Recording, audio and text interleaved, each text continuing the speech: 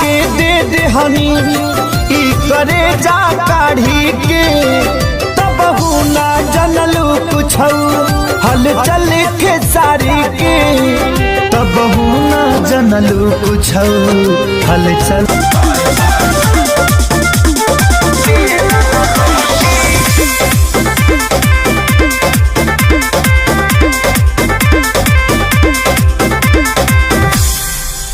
पहले से ज्यादा लगे ना चॉकलेटी हर 2 महीना में बनल बहपेटी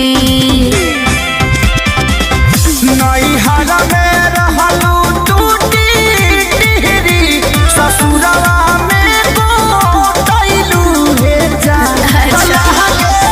सैये के बेलल रोटी खइलू हे जा सैये के बेलल रोटी खइलू हे जा।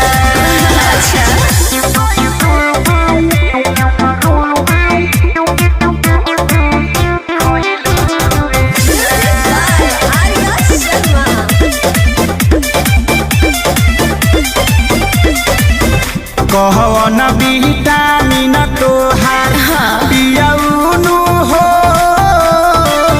पियैले बारे सेवा सेवा दानी लागे जमकेनु हो पहिले बारे। उसे तोरा का मतलब बा सुख बाबे है कतना कही हो हम दिन भर बैठल रही हो का बुझला शारदा कपूर जैसा हुन बोल कैसे हो गइलू रे जान लागे सैये के बेलल रोटी खइलू रे जान लागे सैये के बेलल रोटी खइलू रे जान।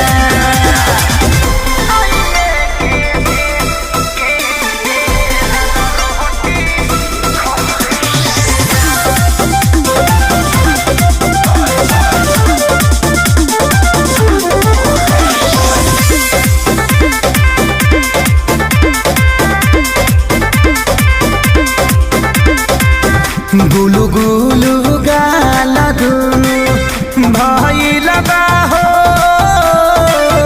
पुहा जइसे ना हो। बोलाए सहा